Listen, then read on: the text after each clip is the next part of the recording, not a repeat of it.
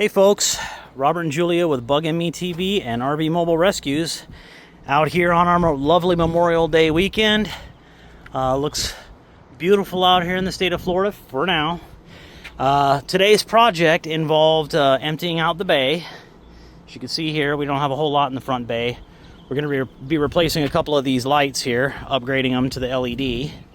But we decided we were going to pull the bay apart because we've got a 48 volt system going in here soon.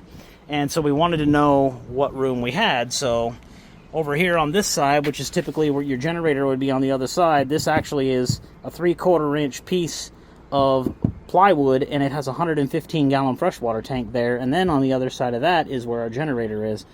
So we're going to put a 1-inch piece of marine grade plywood here, and this will be where we mount our batteries. We're going to go with a Vatra 51.2 volt wall mount batteries. We're going to have 4 of them across this wall, and then the power for that will run up along the frame and come over to this side of this pop-out panel. We're going to rebuild this so it's stronger as well, and this is where the 2 inverters are going to go, and the splitter box and all that, because the transfer switch is right where her hand is. So we will be able to do our splitter box, a combiner, and all that good stuff right here, and have very short runs. Now, in the course of doing that, squirrel, we were concerned because the water pump is always running, even when we're hooked up to city water. And you can see that little hose that's sitting behind her right now on the wall. That was the hose we were hooking the city to. And we noticed that there was a secondary water pump, and it was always running every single time. And we noticed this had this really old filter system, and I'm going to come around the other side so you can see the enjoyment that we had with this. I think this was one of those, either a questionable tech install or a DIY gone horribly wrong. So in the water bay, we've got our original city water hookup. They actually left that in there. They had disconnected this and just had a garden hose coming down here, which ran up into the system and came all the way across to the inlet of this filter system. Then it runs through the filter system, and you'll notice it comes out as this little itty bitty hose, and it feeds over to the secondary pump. Can you see where the problems are going to be? You know, you're going from a 5/8 or a 3/4 or even a 1/2 inch garden hose down to this little thing, which is basically no more than a Starbucks straw. And it had a little feed into the upper corner of the tank, which would backfill, and it had a nice little sensor that told it when it to stop running and all that. But basically what was happening is it was running out of the tank all the time. It was not running city water. There was no bypass. It just constantly ran, which was annoying.